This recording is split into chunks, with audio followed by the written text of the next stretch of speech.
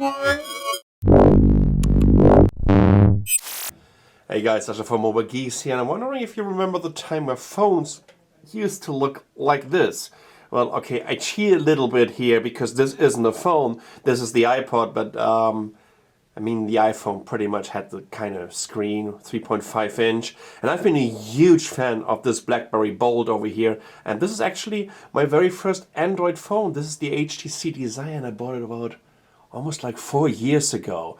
Well, there are still small form factor phones around, and I kind of like this one. This is the Sony Xperia Z1 Compact, 4.3 inch, absolutely powerful device, Qualcomm Snapdragon 800, 20 megapixel camera. But I also have to admit that my daily driver is the Samsung Galaxy Note 3.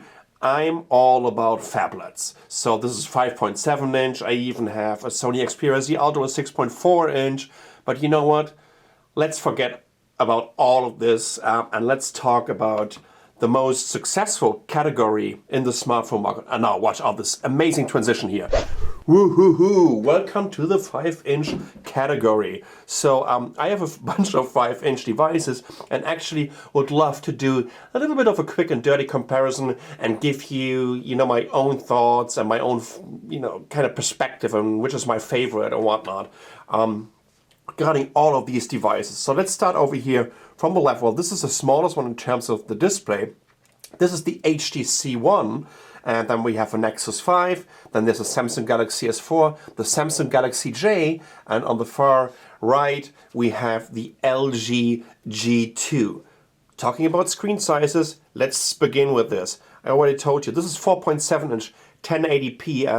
HTC is using a Super LCD 3 panel. The Nexus 5 comes with a 5-inch display, and it's using a 2 IPS, or they call it 2 HD, right? It's a 1080p IPS plus display. The Samsung Galaxy S4 is of course using a Super AMOLED display. 1080p is the resolution again. It's the same with the Samsung Galaxy J over here, which is only getting sold in Taiwan and especially in Japan. 1080p Super AMOLED display. And on the far right, we have a 5.2 inch device, which also comes with an IPS display. This is the LG G2, and once again, this is a resolution of 1080p. So 4.2 inch compared to 4.7 inch compared to 5.2 inch. You know what? Let's do a quick size comparison, and you can definitely tell this 0.5 additional inch is just a massive difference, even though that the housing itself, the case itself, it seems to be even higher on the HTC One. I mean, look at these thin bezels on the LG G2. I think it looks absolutely spectacular. Let's switch this one on again. Let's talk a little bit about SoCs in these devices. They're pretty much all the same in terms of the performance. We have on the HTC One, we have the Qualcomm Snapdragon 600. That's a quad core, and this is running at 1.7 gigahertz. Then on the Nexus 5, we have the Qualcomm Snapdragon 800 quad core running at 2.3 gigahertz. It's the same with the Samsung Galaxy S4 when you're getting the version for the Western market.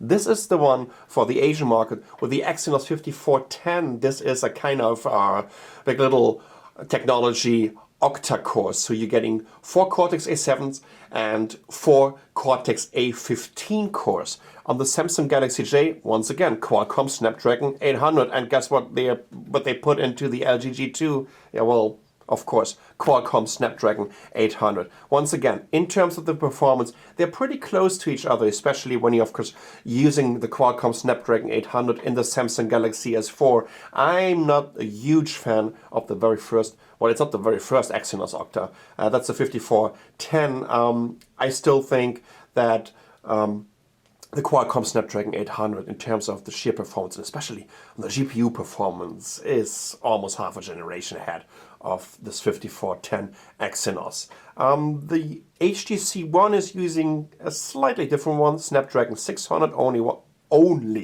at 1.7 gigahertz. Still a very, very fast SoC, but in terms of raw power, when you're running some benchmarks on these devices, they will outperform the HTC One. Once again, you know what? This is enough performance. This is all you need. Seriously, even though when you're doing the latest 3D games.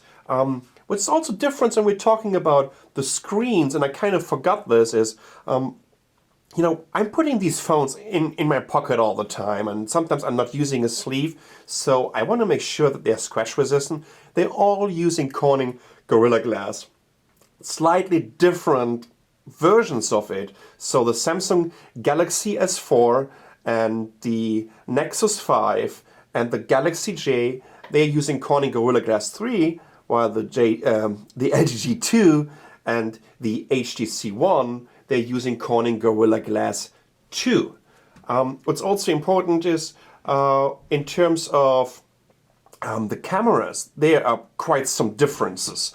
Let me just turn these devices around. Whoa, whoa, whoa, whoa.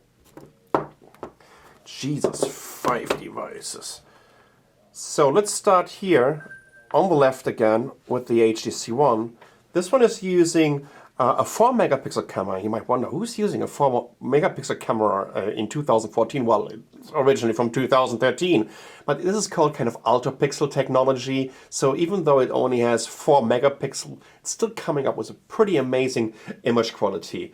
On the Nexus 5, we have an 8 megapixel camera. On the Samsung Galaxy S4, we have a 13 megapixel camera. On the J, we have a 13 megapixel camera. And on the G2, we have a 13 megapixel camera. What's my favorite here? Definitely the G2, because it also offers you an optical image stabilizer, which makes a huge difference, especially when you're taking pictures in a low light environment. You know what? This is kind of tricky to constantly keep these phones on, even though that I set it to, oh Jesus, like 10 minutes or 30 minutes right now. But anyways, you can see my struggle and you're gonna enjoy it here. It's kind of interesting. They all switched off as soon as I turned them into their displays. So here we go again. In terms of the front-facing cameras, they're pretty much the same. They're all in this kind of 2 megapixel region. Good enough to do your favorite selfies for Instagram. Still, the next generation will sport almost like 5 megapixel, which is going to be very, very interesting to see. And what else do we have here? Of course, we have internal memory. This is kind of variation between 2 gigabytes and 3 gigabytes. This comes with 2 gigabytes, this comes with 2 gigabytes, this comes with 2 gigabytes. This comes with 2 gigabytes of internal memory and RAM, and this comes with 2 gigabytes of RAM. So forget about the difference between 2 and 3 gigabytes, but the next generation, they're all going to support 3 gigabytes. When it comes to internal storage, you know what, they're all sporting in between like 16 and 64 gigabyte of internal storage. So there's a 60 and 32.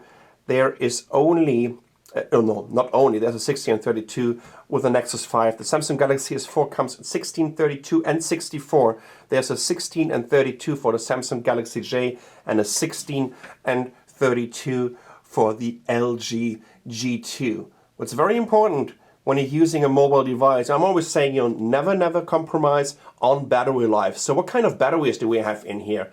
Unfortunately, the HTC One only sports a capacity of 2300 milliampere hours, while the Nexus 5 also comes in with 2300 milliampere hours. The Galaxy J and the Galaxy S4 are sporting a 2600 milliampere hour battery, and the LG G2 comes with a massive 3000 milliampere hour battery, which is absolutely amazing. You can easily get through the whole day. Even a guy like me who is just using like 4 or 5 Gmail accounts, constantly syncing them. I mean, you saw this on my note here. I mean, look at this notification bar, right? I'm gonna clear this right now, and in 15 minutes, it will look like this again. So, told you about the battery capacity. Once again, the LG G2 definitely comes out on top, while the HTC One is lacking a little bit. Sometimes you really need to be a little bit aware of your battery life at the end of the day. Last but not least, well, we should take a look at the cases, or how thick and how thin they are. And let me just try to set it up like this, because there's some slight differences here. Okay, now look at this. Here we go. Can you see that? Let's start from the bottom. That's the HTC One. The HTC One comes in at 9.3 millimeters. Okay, here we go. The Nexus 5, 8.6 millimeters.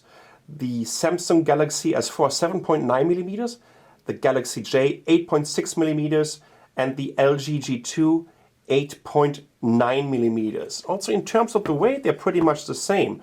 Right? The HTC One is 143 grams, like the LG G2. So 143, both of them. And then we have the Samsung Galaxy J, which comes in at 146 grams. And then we have also the Nexus 5 at 130 grams, which is the same as the Samsung Galaxy S4. This is also 130 grams, right? Well, to kind of sum it up, right? All of these phones are absolutely amazing devices, right? As you can tell, of course, they're also sporting different launches, and each and every manufacturer is putting its very, very unique and personal touch all over it. If you want to go for a very clear vanilla experience of Android, well, this is of course the Nexus 5. You can be sure that you're always getting the latest Android version. What I don't like about the Nexus 5, what I don't like about the HTC One and the LG G2 is they don't sport a micro SD card slot, so you just can't upgrade the internal storage. You can do this with a Samsung Galaxy S4 and also with the Samsung Galaxy J. So you can squeeze like 64 gigabyte micro SD card in there, and there you go. You will have enough storage for all your music, for your movies, for your games, apps, blah, blah, blah, whatever, right? So the other devices are kind of lacking a little bit. But, you know, there's something more to a smartphone in these days. I think these are our most personal devices, and therefore I'm also looking at the design. What I love about the LG G2 is, I mean, this display is absolutely gorgeous. Look how thin the bezels are. I mean, this is all display. Right? If you compare this to the HTC One, which has these front-facing speakers, right? This is of course a little bit different, but I mean the overall design of the HTC One. Well, these guys were setting a whole new benchmark for the design of Android smartphones, and I still think this is an absolutely timeless design. You can still put it on a table next to an iPhone in about 2 years, right? And people will still ask you, wow, this is a beautiful phone. In terms of the Samsung Galaxy S4 and the Samsung Galaxy J, you're getting something, oh well, the J is kind of more edgy, the Samsung Galaxy 4 is quite round, it's light, it's very thin, but I mean, they're also very plasticky in my opinion. I really like the Nexus 5, which is kind of an LG G2 with a slightly different case, but this is just a very, very clean and good-looking device. As you can see, it's manufactured by LG. Plus, it is that cheap. I think this starts at $349 right now in the US. So, you know what, the best phone, the best 5-inch phone is always the phone that you love. It's really, really hard for me to really do a recommendation about which phone is the best. When you're looking for a cheap and inexpensive device and you love this pure Android experience, geez, you have to go for the Nexus 5. But, you know what, on the flip side, it also only sports a 2300 milliampere hour battery like the HTC One, which is for me a little bit of a problem. If you love to listen to music, especially without headphones, and if you love a cool and great build quality and a timeless design, I think the HTC One with these front-facing speakers is an amazing device. Well, there will be a new one coming up very, very soon. If you like features, then you have to go whether for the Samsung Galaxy S4 or the Samsung Galaxy J. Holy shit, Samsung is just squeezing a shitload of features in there. Whether it's kind of eye gazing and eye tracking or the way you can use gestures with these devices, they are absolutely amazing. But you know what? I have a very, very personal favorite here, and this is the LG G2. This is the best camera, this is the best battery life, this is the best display in my opinion, and to be honest, I think the whole package of the LG G2 beats these other devices. So let me know in the comments, what's your personal favorite? Do you have one of these devices?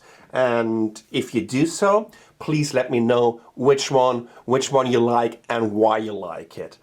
If you haven't subscribed to our channel, it's up there. Subscribe to it. If you have any questions, leave me a comment. And I'm still Sasha from Mobile Geeks. Thanks for watching.